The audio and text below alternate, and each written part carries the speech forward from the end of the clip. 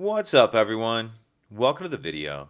Today we're going to take a look at how to change the battery in this Ford EcoSport remote key fob.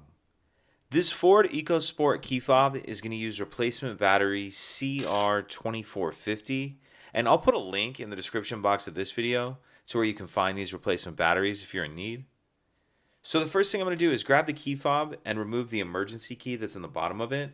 That's done by pressing this button here that my thumb's on, and the emergency key will pull out like that.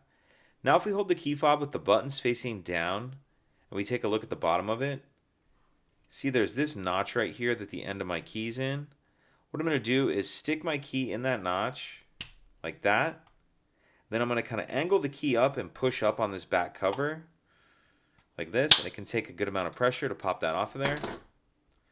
Pop that back cover off, and then we see our battery right here. For this part, I'm going to grab a small screwdriver or even something with like a point on it and get in this notch right here and just get under the edge of the battery. It doesn't always pop out quite like that, but once we get the old battery out, I'm going to grab my new replacement battery, and you want to make sure that you're installing your new battery with the plus side up. And I'm going to kind of tuck this outside edge in first like this. Tuck that edge in first like that, and then snap it down into place. Then we'll snap this back cover on.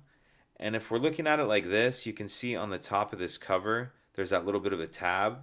What I'm going to do is kind of angle it like this and slide that tab in first, and then snap it down. Slide the emergency key back in, and that's it.